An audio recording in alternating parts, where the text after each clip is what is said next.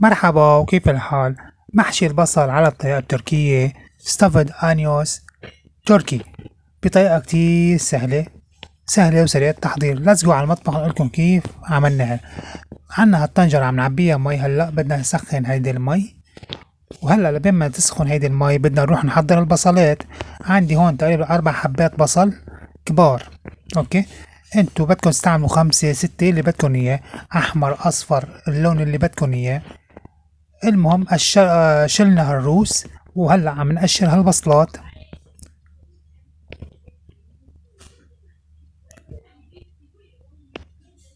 اوكي، هلا بنقص للنص. هلا بفتحها للنص، مش للاخير، للنص. هي بهيدا الطريقة. هلا فرجيكم حبة تانية. مثل ما قلت لكم اللون ما بيأثر، انا هون عم استخدم بصل هندي، بدكم تستخدموا بصل ابيض، بصل اصفر، اللي بدكم اياه. المهم تكون حبات كبيرة. وهلا انت بدكم تنتبهوا امرار البصلة بقلبها بيكون حبات بصل صغيرة. ما بيأثر، زودوا البصل انتو شوي مشان تاخدوا طلبكم. هلا انا هون عندي تقريبا بقلبهم في حبات بصل صغيرة.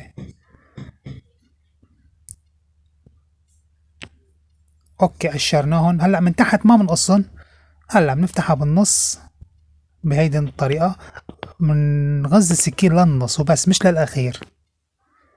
شايفين كيف شباب وصبايا؟ هلا بنكفيهم هالبصلات.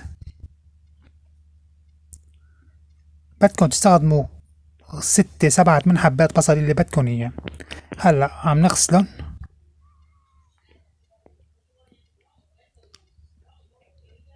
وهلا عالسلق.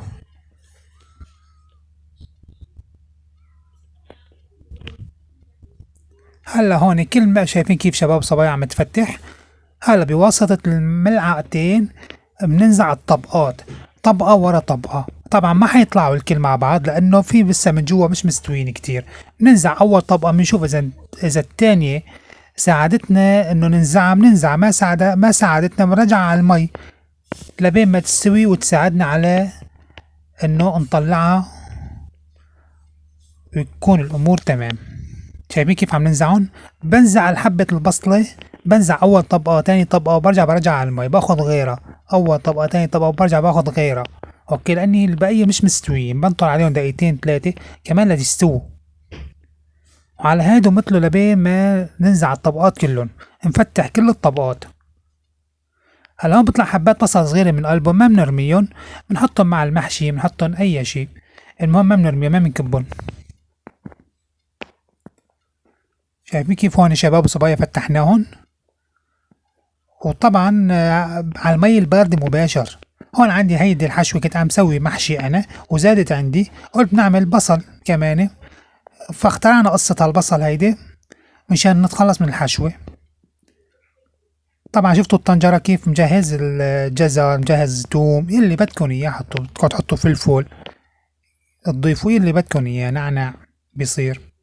بنعبيها بهيدي الطريقة شباب وصبايا، ما بنكتر الحشوة لأنه هيدي بدها تنطبخ وبترجع بتنتفخ. اوكي، تقريبا ملعقة صغيرة تقريبا،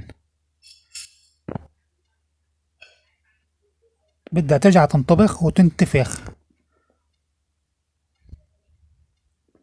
انتبهوا، هي ما بتفتح بس بتنفخ، كتير بتنفخ.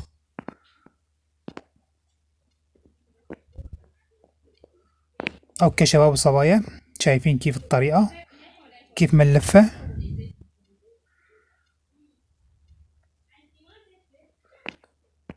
هلا كمان بناخد هذه الحبة، وهلا بنورجيكم كيف.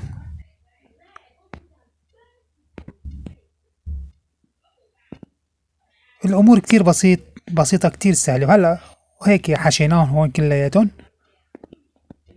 هلا بنعمل الصوص. دبس البندورة، اي شراب البندورة، ملح،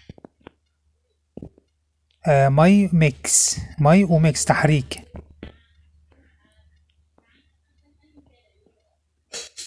هلا بنرصهم بهيدا الطبق وبنضيف عليهم الصوص، المرقة اللي عملناها. وهلا من هيك بنعلقهم على المحشي. هدول شايفين الطناجر كلهم محشي شباب وصبايا، كلهم محاشي.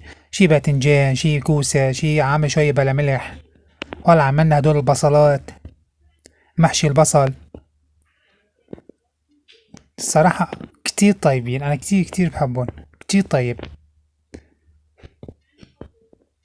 شايفين كيف استوت شباب وصبايا؟ يعني بتاخد لها تقريبا 35 ل 40 دقيقة، ما بتاخد كتير.